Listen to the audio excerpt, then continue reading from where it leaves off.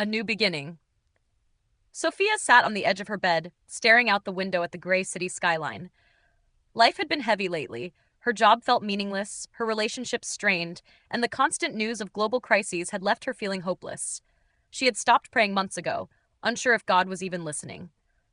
One morning, as she scrolled through her phone, she stumbled upon the verse: See, I will create new heavens and a new earth.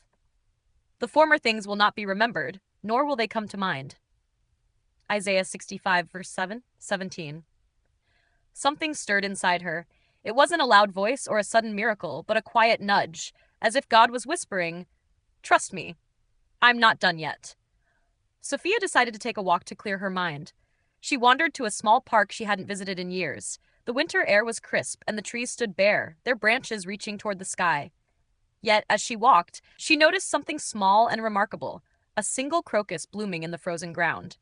Its vibrant purple petals stood in defiance of the cold, a tiny but undeniable sign of life. As Sophia knelt to touch the flower, tears filled her eyes.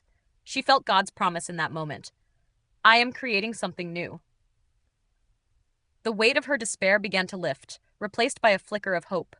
From that day forward, Sophia made small but meaningful changes. She started journaling her prayers again, sharing her struggles and dreams with God. She began volunteering at a local shelter, pouring her energy into helping others. She reached out to old friends, seeking to mend relationships and rekindle joy.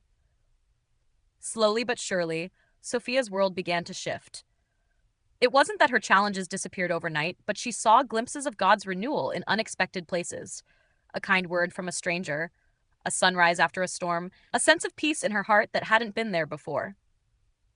One evening, as she sat in her now vibrant living room filled with laughter and warmth, she realized the truth of Isaiah's promise. The pain of the past no longer defined her. God was writing a new story in her life, one of restoration and hope. Sophia smiled, whispering to herself, The former things will not be remembered, nor will they come to mind. And for the first time in years, she believed it. This story illustrates how Isaiah 65:17 can inspire transformation in the present, reminding us that even in the midst of difficulty, God is always working to create something new and beautiful in our lives.